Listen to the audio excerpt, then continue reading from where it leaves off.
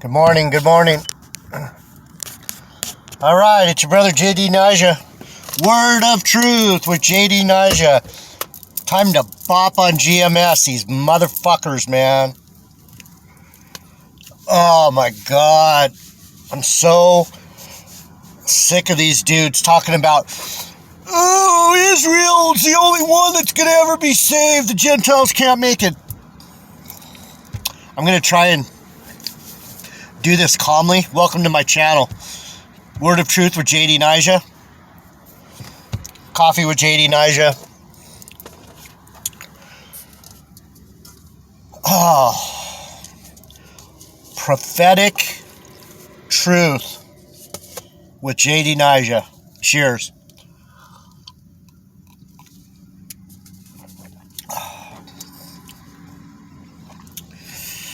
Okay. So, you know how I am. You know exactly how I am if you've been here for any amount of time. I am what's considered the Bible dick, because no matter what your belief system is and no matter how strongly entrenched you are, all I can do is say what the Lord wants me to say, and either you're going to believe what I say or not. I'm not, I could talk about, like yesterday, I was with my sister and I was telling her about the United Nations signage that's in Huntington Beach. And this is something that I know I'm going off a little bit, but I want to talk a little bit before I get started about what's going on in the world, because it's crazy interesting that for some reason Huntington Beach is a main hub for this New World Order. And what I've seen in the last couple years is they're slowly putting up titanium military grade signage. And you don't have to be a materials expert or or someone who knows everything about signage or poles or strangeness of design and all that to know that when you look at these signs, I mean, all you have to do is have any eyes at all. Maybe I'm different, and probably I am different, because everyone's just going about their life, right? Everyone's going about their life, but there's these signs, and they're all over Huntington, and most of them are over by the park, which has a lot of space, right? They call it Central Park because it's probably a centralized part of this region that once you have UN troops coming off the ships over here in the harbor, there's a military naval base right here. 3 miles as the crow flies. 3 miles this way as the crow flies is Central Park. So as these UN troops are coming off the ships, and what I'm saying is, I just heard from my buddy Matthias. If you listen to his last two videos, Matthias Ben 7070, he pays attention to certain things. We all have our job, right? And GMS is to bring out certain things, but those guys are wicked. But anyway, Matthias was saying Joe Biden's getting ready to join in this New World Order UN troop takeover of the world, of the known world. So I was just talking to my sister about this yesterday. I was telling her about the signs. I told her to watch my videos. I think I have 2 videos on it. They're not very good videos, but you get the idea. It's really hard to do videos where you're taking pictures of UN signage without feeling nervous and anxious taking pictures of these signs, because I don't know, it just, when I did the videos, I had a very uneasy feeling. So it was like that spirit of oppression and that spirit of wickedness was coming on me. So the videos aren't that good, but I was pointing out to her that the colors and the signage, there's UN colors, there's that UN blue in it, and the backs of the signs have color coding, and I don't know exactly what the color coding meant, but I went into Google and I looked at UN color coding, and what it is they have this reflective color coding on the backs of these signs. And I was like, I wonder why that is. And it took me a minute to figure it out. But it's because if you're going the wrong direction, you can't see your sign. They're trained to look for these colors. And it's like, okay, we're in this area. Where's our sign? If they don't see their sign, they may see the color coding on the back of the sign. And they'll know that's their sign. Turn around and see what the sign says, because they've never been here, right? These troops are going to be coming from other countries, so we're on the verge of invasion within probably the next year. It might take a while, because what I was telling my sister at the naval base right there, and see, they're going to come after me first, and I hope they do, because I don't want to be here anymore. Neither does Matthias. And if they're going to do to me what they're going to do, I have to be faithful to the Lord all the way through. So they're building a new, I can't tell exactly what it is, because all it is the pilings. So they blocked off the harbor channel, because the Huntington Beach Harbor comes out right there. The commercial harbor or residential harbor where people can launch their boats.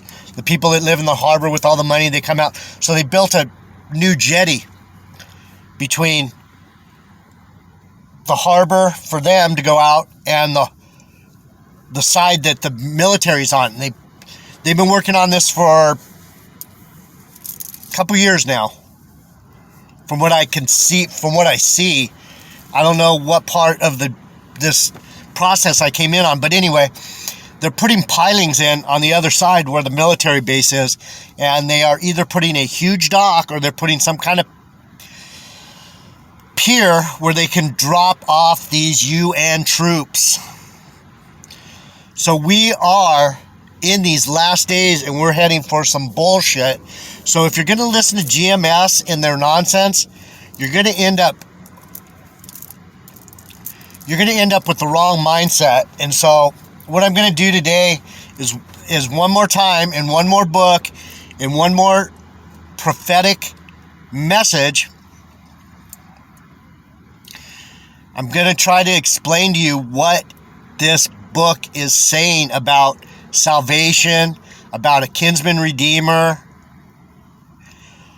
who is Yahushua, and why, and proof positive that GMS, when they say, oh, it's only about us, it's only about Israel, it's only blah blah blah, we're the proud Negroes of the world standing up to take back what is ours, and we're going to put you all in slavery. These guys are out of their cotton picking minds. They are in big trouble, and if you follow these guys, you're going to be in bigger trouble, because I'm warning you not to do it. And this is a warning of love, and I would warn those guys, but they are waxing worse and worse.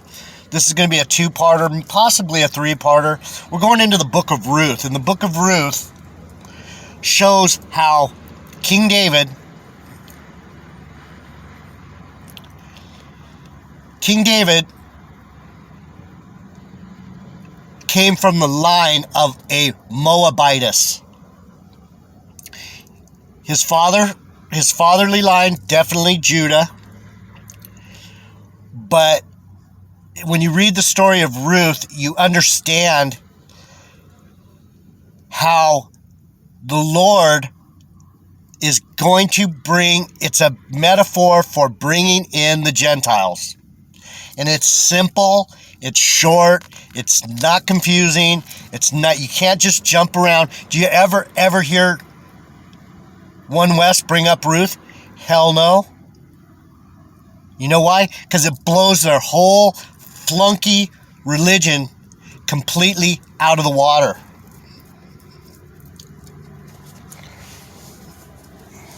So, I think I might read the whole book. It's not very long, but I'm going to hit on the main points.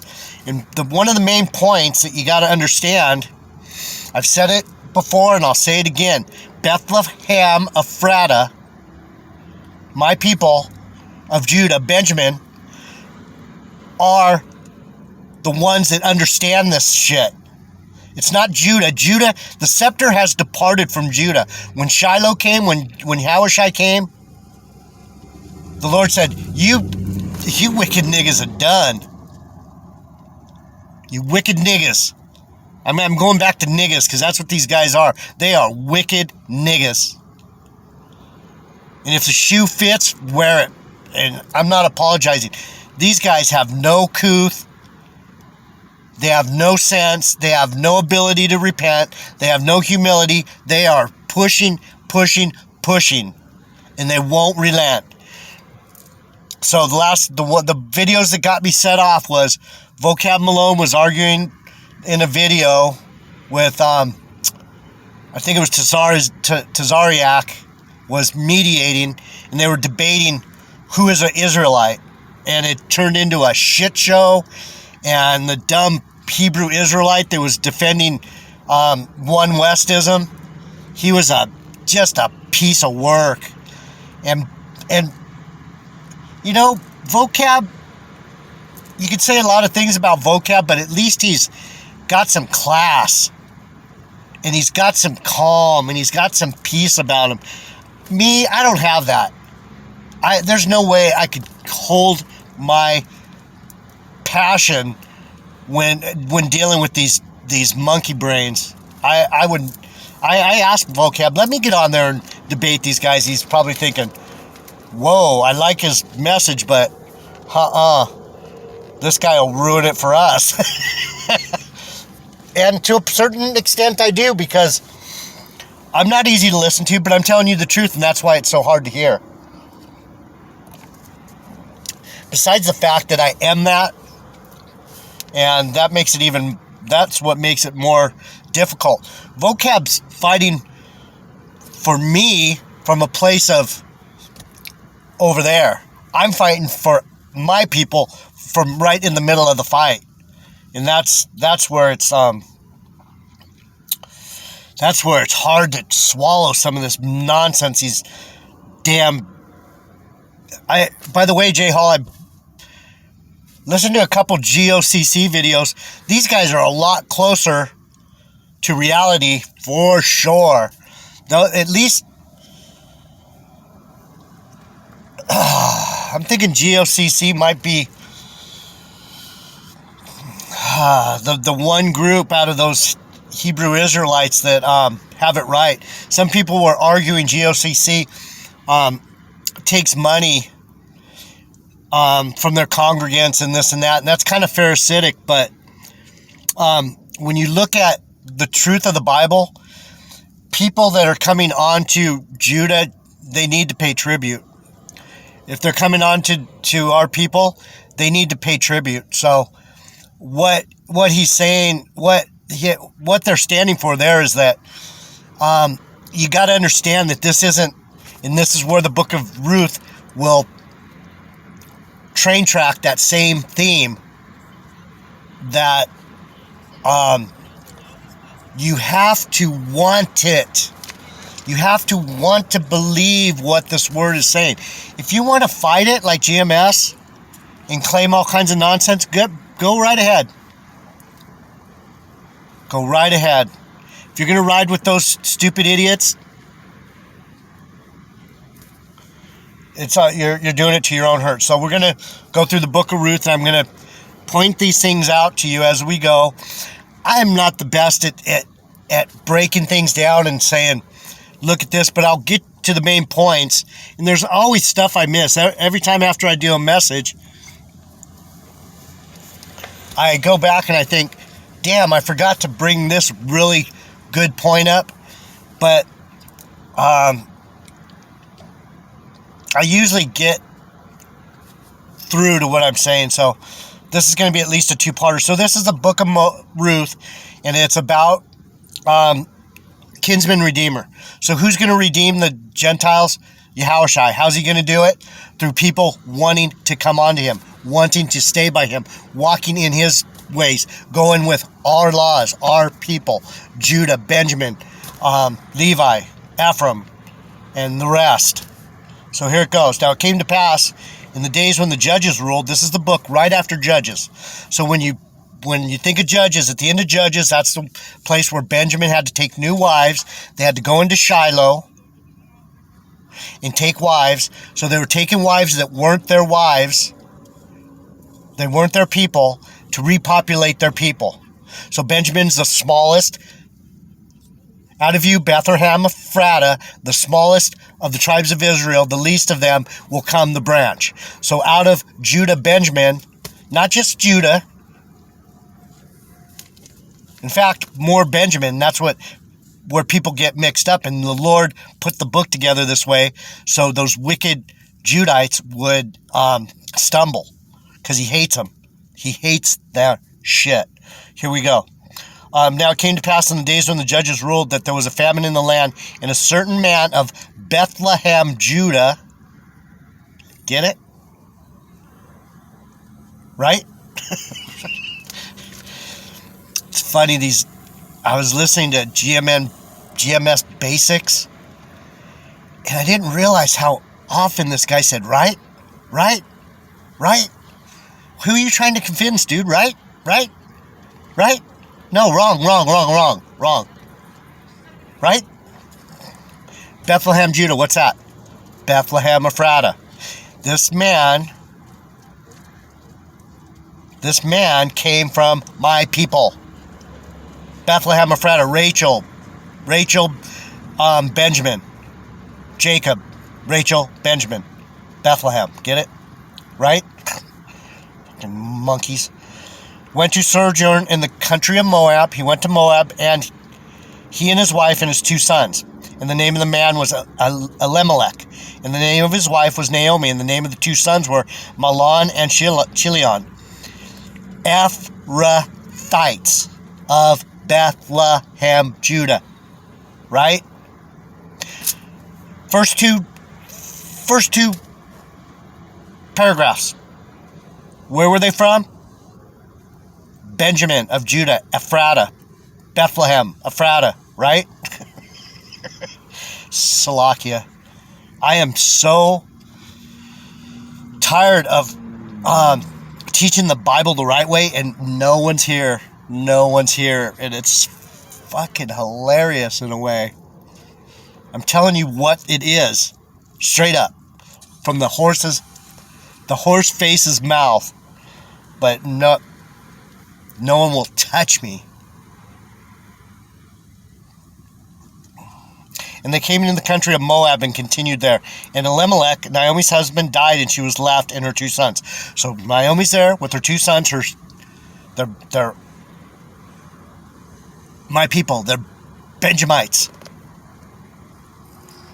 Bethlehemites, Ephrathites.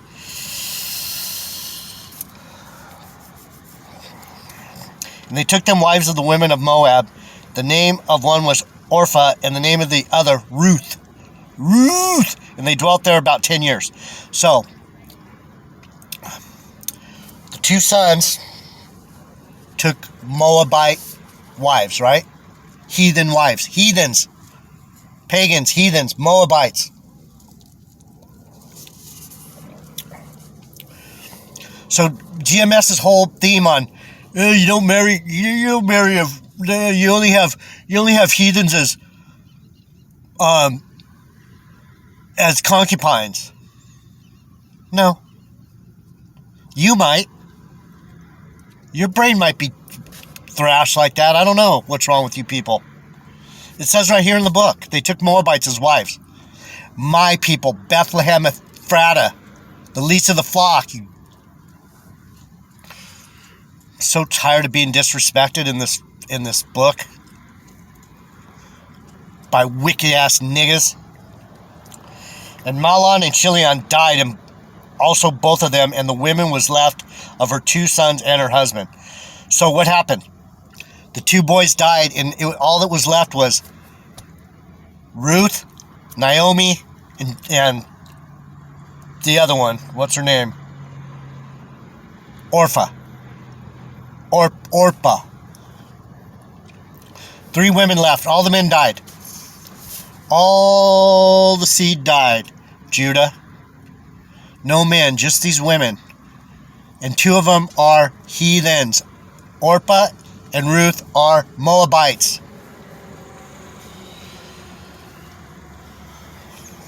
And then arose with her daughters-in-law that she might return from the country of Moab, for she had heard in the country of Moab how the Lord had visited his people in giving them bread. So the Lord was in the midst of a famine was feeding Benjamin in Ephrata, back in Jerusalem.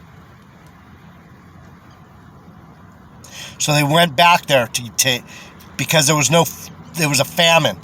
Wherefore she went forth out of the place where she was, and her 2 daughters-in-law with her, and they went on the way to return into the land of Judah. And Naomi said unto her 2 daughters, Go and return to your mother's house. The Lord deal kindly with you as you have dealt with the dead and with me. Key phrase, the Lord grant you that you may find rest, each of you in the house of her husband. Then she kissed them, and they lifted up their voice and wept. They're like, wait a minute, we thought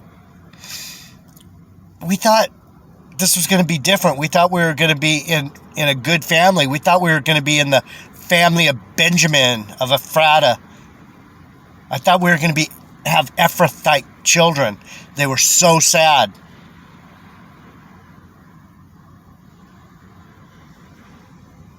And how did this all probably go about?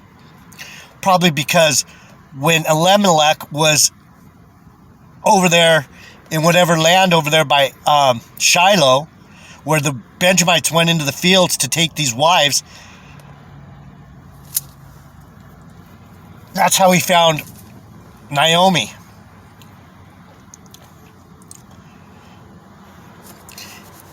And they were over there in that land because of the Civil War, right? Gotta just stick with the story, people. Jimmy. And they said unto her, Surely we will return with thee unto thy people. And Naomi said, Turn again, my daughters. Why will ye go with me? Are there yet any more sons in my womb, that they may be your husbands? What she's saying is, are you going to wait for me to find a husband and have more kids? How am I going to have kids that will be of marrying age for you by the time, you know what I mean? It's not hard to understand. There's no way I can have any husbands for you, because that's just not going to happen, right? So turn again, my daughters, go your way, for I am too old to have a husband. If I should say I have hope, if I should have a husband also tonight and should also bear sons, would you tarry for them till they were grown? Basically, I just told you that. And they lifted up their voice and wept again, and Orpah kissed her mother-in-law, and Ruth clave onto her. What's the word clave onto her mean? She wouldn't let her go. She was clinging to Naomi. And she said, Behold, my sister-in-law is gone back unto her people, and unto her gods. What's that say, GMS? You dummies? She went back to Moab. Her people and her gods. Not your God. Well, it probably is your God, you wicked mothers. Fuckers, man. Slovakia. Sick of this shit.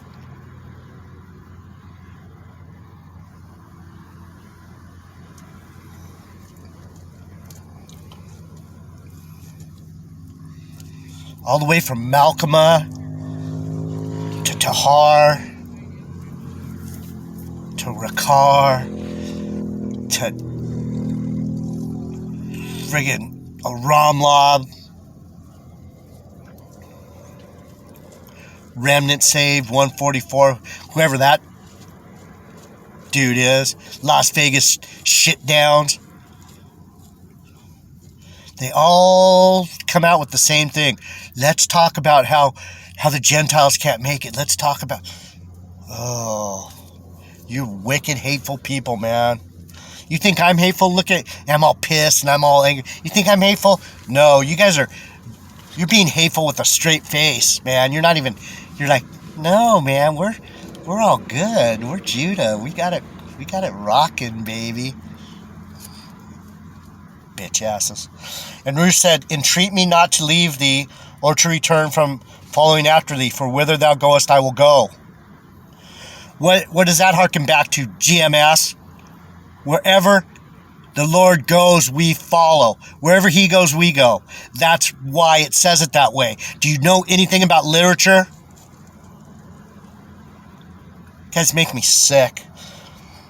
For whither you goest, I will go, and where thou lodgest, I will lodge. I'm going to make a place for you, and it's not in the damn planet, you idiots. Thy people shall be my people, and thy God, thy God. I could stop right there. I'm not even into the second chapter yet, and it's already telling you, dummies. I hate to say I hate you, but I can't believe that you guys are so wicked. I'm just gonna teach now. I've already won the argument over and over again. But for you guys to be out there fighting against me, I will see you guys again. I will. You think you're driving me crazy now and wearying me? Do you think you weary the Lord? Let me see how much time I got. I'll be back. Oh, drive me nuts.